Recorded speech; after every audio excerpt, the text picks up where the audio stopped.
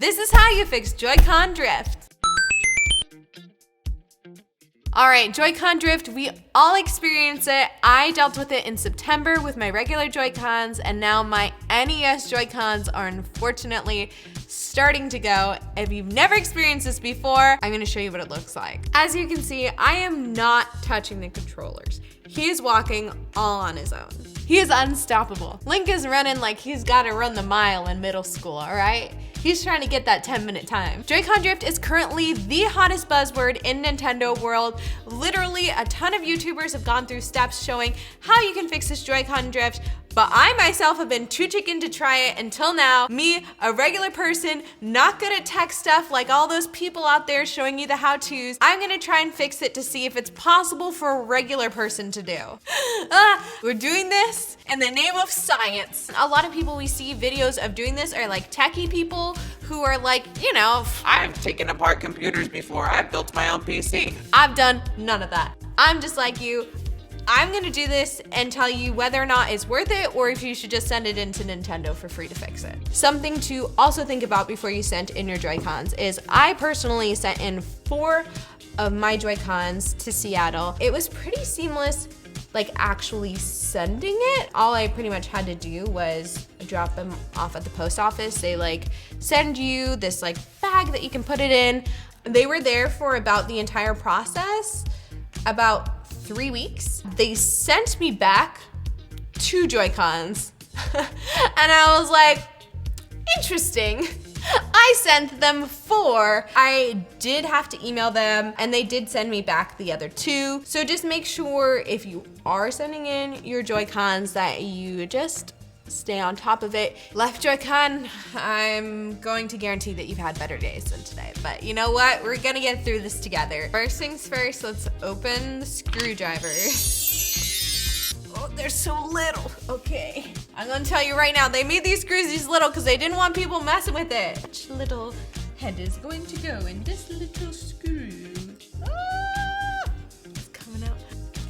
Last one before I see what the inside of a Joy-Con looks like. Scared. I'm like scared to lift it more because it's like I have this feeling that it's like, oh, I know I'm not supposed to be doing this, you know? You know, we're normal people. We're not good at technology. We don't build the games. We just enjoy them. All right, so we've got our battery out now, and now we're supposed to take a screwdriver to remove this. Again, good thing we had all those practice getting those 4 other screws out. All right, here we go. It's working. Down 1 screw. Hopefully we're not screwed by the end of this. I'll be real with you. I probably would have gotten too scared to do anything after I opened it up and saw the inside. And I definitely probably would have given up by the chance I saw that I had to remove another 4 screws. But I'm pushing through for you guys. Now we turn it away like we're turning the page of a book. There's another screw. I missed it. 1 more screw. I lied. This screw's name is Screw Reginald. Oh no, Screw Reginald. He's trapped. Screw Reginald, no. I lost Screw Reginald. Why is it the one that I named that I lost? This is why you don't name things so you don't get attached. Anything I break is definitely my fault. They made this small stuff on purpose so, you know, people don't mess with it. Okay, Screw Reginald. We're coming for you. Ah! Screw Reginald! We did it! Yay! I'm sweating. So many emotions. Sadness, fear, excitement. Here we go. Now we have to open it like opening the pages of a book. Oh gosh, there's some more things that are connected. Ah! Okay. All right. It's open. The reason you're all here, we're going to put this little piece of cardboard inside the Joy-Con. A lot of you are finding out for the first time that I'm left-handed. Almost there. I'm almost there. Almost there. Princess and the Frog, anybody? All right, which screw should we put back first? Let's put back Screw Reginald. Put back Screw Reginald. No, Screw Reginald. Damn you, Screw Reginald! The one screw I give a name and he's just screwing everything up. It just fell in my lap. Hang on. Okay. Screw Reginald, you little screwball. All right. Now he's not in there, right? I gotta get him out. You know what? Screw Reginald. I'm not gonna do you first. Okay? You're gonna go at the end. You're a little rumscallion, Screw Reginald. And do you think this is the hardest part of surgery too? Is like closing everything back up again? If you're a surgeon, let me know in the comments. All right. There we go. We got Screw Reginald in. Woo! Okay. Bye, Screw Reginald. In my head, I was making Screw Reginald a promise. That was like, Screw Reginald, if you go in right now, I will take you out every day in your birthday, and today will be your birthday. But I didn't say it out loud, so I don't think it counts. All right, let's wrap this thing up. We're gonna close it, starting bottom first, working our way up. All right, looking good so far. Now you put the screws in. I do feel bad for all of the other screws that I started giving names at literally the last screw. Screw Reginald, what are you doing here?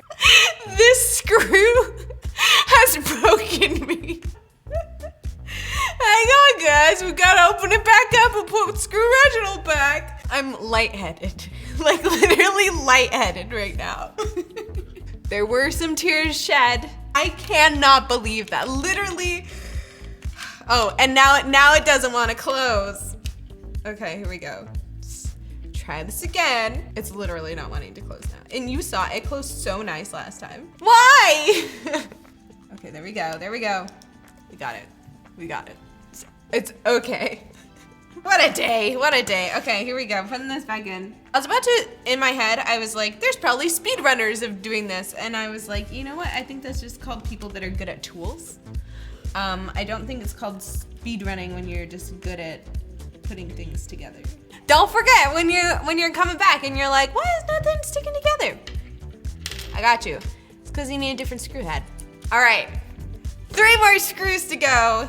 None of which are Screw Reginald, so hopefully this should go very quickly. And all done! Woo! Incredible. Love you, Joy-Con. We've been through so much. I feel like we should like go out to coffee after this or something. Should we see if it works? Let's do it. I feel like it's not gonna work. I don't know. Maybe Screw Reginald's just put me in a weird headspace, but we're gonna be optimistic. It's gonna work. It's gonna be fixed. Here we go. I can move around. Wait, is this the one I just fixed? Yes, okay, I did. It is working to move around. Look at me run. Yeah. Well, yeah, it looks like it actually worked for me, which is kind of exciting. But I mean, who knows? It might not work in the next 20 minutes or the next 2 weeks. So it's definitely something to think about whether or not you want to bother sending it into Nintendo, or if you just want to try and fix it yourself. You should also be aware that there are multiple different things that could be causing your Joy-Con drift. You might not have the same issue that I had. You could maybe have just gunk that's stuck inside. Opening that up in general will help you as well. I do know other people have taken like air compressor cans and just kind of blown it around in this kind of area to help fix Joy-Con drift as well. So there are lots of other steps you can take before just straight up surgery like me.